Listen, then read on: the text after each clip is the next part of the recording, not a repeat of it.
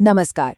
भारत प्राकृतिक गैस पर एक बहुत बड़ा, बहुत ही स्ट्रेटेजिक दांव लगा रहा है और इसका बाजार ना आज एक ऐसे मोड़ पर है जो सब कुछ बदल सकता है। ये सिर्फ एक एनर्जी का बदलाव नहीं है, समझिए कि एक पूरी आर्थिक क्रांति की शुरुआत है। तो चलिए इसके हर पहलू को जरा करीब से देखते हैं। देखिए, ये सब कुछ जुड़ा है इंफ्रास्ट्रक्चर से। ये पाइपलाइंस सिर्फ स्टील के पाइप नहीं है, बल्कि ये भारत की एनर्जी एम्बिशंस की लाइफलाइन है। यही वो रास्ता है जो देश को एक गैस बेस्ड इकोनॉमी की तरफ ले जा रहा है। 60%, बस ये एक आंकड़ा ही इस पूरे बदलाव की कहानी कह देता है। आईईए की रिपोर्ट के मुताबिक 2030 तक भारत में नेचुरल गैस की खपत में करीब 60% की बढ़ोतरी होने का अनुमान है। ये कोई मामूली ग्रोथ नहीं है, ये एक जबरदस्त उछाल है। आज की इस पड़ताल में हम 5 खास मुद्दों पर बात करेंगे। पहला, भारत का ये गैस वाला दम इतना अहम क्यों है। दूसरा, ये जो डिमांड है ये आ कहाँ से रही है। तीसरा, सप्लाई के रास्ते में क्या क्या चुनौतियां हैं। चौथा, इन्वेस्टमेंट के नए मौके कहाँ बन रहे हैं। और आखिर में 2030 को लेकर असली जोखिम और हकीकत क्या है। तो चलिए शुरू करते हैं भारत के इस बड़े गैस दांव से। कई सालों तक ना भारत का गैस मार्केट थोड़ा सुस्त सा रहा, लेकिन अब ये एक बहुत बड़े बदलाव की दहलीज पर खड़ा है। तो सवाल उठता है कि भाई ये बदलाव अचानक हो क्यों रहा है। असल में इसके पीछे 3 बड़े कारण हैं। 1, पूरे देश में गैस इंफ्रास्ट्रक्चर का तेजी से फैलना। 2, घरेलू प्रोडक्शन में फिर से जान आना। और 3, सरकार की सपोर्टिव पॉलिसीज। ये तीनों चीजें मिलकर इस ग्रोथ के लिए एक मजबूत जमीन तैयार कर रही हैं। तो ठीक है, ये 60% की ग्रोथ आएगी कहाँ से। चलिए अब उन सेक्टर्स पर नजर डालते हैं जो इस डिमांड को बढ़ा रहे हैं और जहां असल में बिजनेस के लिए सबसे बड़े मौके छिपे हुए हैं। इस डिमांड का सबसे बड़ा इंजन है सिटी गैस डिस्ट्रीब्यूशन, यानी सीजीडी।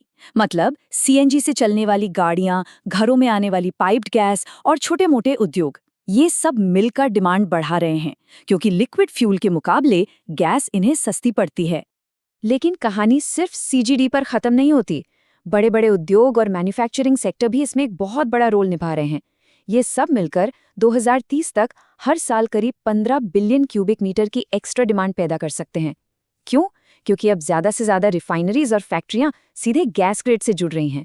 डिमांड तो तेजी से बढ़ रही है, लेकिन यहीं पर एक बड़ी चुनौती भी सामने आती है।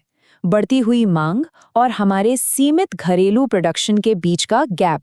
यही इस पूरी कहानी का सबसे बड़ा रिस्क फैक्टर है। इस चुनौती को जरा नंबरों में देखते हैं तो तस्वीर और साफ हो जाएगी। 2030 तक भारत का अपना घरेलू गैस प्रोडक्शन सिर्फ 8% बढ़ने का अनुमान है, सिर्फ 8%। और वहीं दूसरी तरफ मांग को पूरा करने के लिए हमें एलएनजी यानी लिक्विफाइड नेचुरल गैस का इंपोर्ट 2 गुने से भी ज्यादा करना पड़ेगा। इसका सीधा सा मतलब है कि इंपोर्टेड एलएनजी पर हमारी निर्भरता आसमान छूने वाली है। अनुमान है कि 2030 तक ये 64 बिलियन क्यूबिक मीटर हर साल तक पहुंच जाएगी। अब इससे होगा क्या? इससे भारत ग्लोबल मार्केट की कीमतों और जियोपॉलिटिकल टेंशन के लिए और भी ज्यादा वल्नरेबल हो जाएगा। इसका एक ट्रेलर हम 2022 के एनर्जी क्राइसिस में देख चुके हैं। आईईए की रिपोर्ट खुद बताती है कि कैसे एक ग्लोबल सप्लाई शॉक ने कीमतों को आसमान पर पहुंचा दिया था और इसका सीधा असर भारत जैसे देशों की डिमांड पर पड़ा था। जरा एक सिचुएशन सोचिए। मान लीजिए 2026 में हॉर्मुज स्ट्रेट में कोई बड़ी रुकावट आ जाती है। इससे भारत का एलएनजी इंपोर्ट पूरी तरह से प्रभावित हो सकता है। नतीजा, तुरंत सप्लाई की कमी और कीमतों में जबरदस्त उछाल। ये दिखाता है कि ग्लोबल सप्लाई चेन पर हमारी डिपेंडेंसी कितनी जोखिम भरी हो सकती है। लेकिन कहते हैं ना, हर चुनौती अपने साथ एक अवसर भी लाती है। तो चलिए अब उन सॉल्यूशंस और इन्वेस्टमेंट के मौकों पर फोकस करते हैं जो इस सप्लाई के चुनौती से निपटने के लिए सामने आ रहे हैं। देखिए, एक लंबे समय तक इंफ्रास्ट्रक्चर ही सबसे बड़ी रुकावट रहा है। आईईए की रिपोर्ट भी यही कहती है कि पाइपलाइन कनेक्टिविटी की कमी गैस बेस्ड इकोनॉमी बनाने के रास्ते का सबसे बड़ा रोड़ा थी। लेकिन अब ना हालात बदल रहे हैं। 2020 के बाद से सीएनजी स्टेशंस और पीएनजी कनेक्शंस के नेटवर्क में जबरदस्त तेजी आई है। ये दिखाता है कि लास्ट माइल डिलीवरी इंफ्रास्ट्रक्चर पर कितना काम हुआ है, जिससे गैस अब सीधे कंज्यूमर तक पहुंच रही है। और यहीं पर एक और बहुत बड़ा मौका छिपा है, कंप्रेस्ड बायोगैस यानी सीबीजी। भारत में एक घरेलू ऊर्जा सोर्स के तौर पर हर साल करीब 87 बिलियन क्यूबिक मीटर की विशाल क्षमता मौजूद है। एक ऐसी क्षमता जिसका अभी तक सही से इस्तेमाल ही नहीं हुआ है। और ये क्षमता आती कहाँ से है? ये आती है भारत के विशाल एग्रीकल्चर सेक्टर से। खेती से निकलने वाले कचरे, बायोमास और दूसरे ऑर्गेनिक वेस्ट को गैस में बदला जा सकता है। इससे भारत को ना सिर्फ एनर्जी मिलेगी बल्कि वेस्ट मैनेजमेंट की प्रॉब्लम भी सॉल्व होगी। हालांकि सीबीजी का रास्ता भी आसान नहीं है। इसमें कई चुनौतियां हैं, जैसे जमीन की ज्यादा कीमत, अलग अलग राज्यों में पॉलिसीज का ठीक से लागू न होना और पूरे साल कच्चे माल की सप्लाई को बनाए रखना। ये कुछ बड़ी बाधाएं हैं जो सीबीजी प्रोडक्शन को बड़े स्केल पर बढ़ने से रोक रही हैं। तो चलिए अब इन सभी बातों को एक साथ जोड़कर देखते हैं। 2030 के लिए स्ट्रेटेजिक डिसीजन लेने के लिए हमें किन खास बातों का ध्यान रखना होगा। आइए एक सीधी तुलना करते हैं। नेचुरल गैस, कोयले और लिक्विड फ्यूल के मुकाबले 20 से 30% कम CO2 छोड़ती है, जो पर्यावरण के लिए एक बड़ी बात है।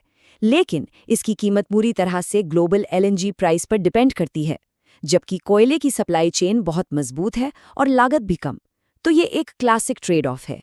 और ये सारी चीज़ें भारत के बड़े लक्ष्यों से जुड़ती हैं। गैस की तरफ जाना भारत को उसके 2070 के नेट ज़ीरो टारगेट के करीब लाता है।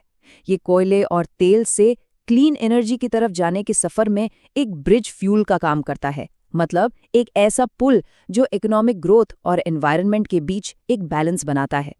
तो आखिर में एक सवाल बचता है, और ये बहुत बड़ा सवाल है। क्या भारत का ये जो गैस पर बड़ा दाव है, ये एक साफ सुथरे सस्टेनेबल भविष्य की तरफ ले जाने वाला एक ब्रिज है, या फिर ये एक ऐसी पाइपलाइन है जो हमें ग्लोबल मार्केट के उतार चढ़ाव से और भी ज़्यादा बांध देगी? शायद जवाब इन दोनों के कहीं बीच में ही छिपा है।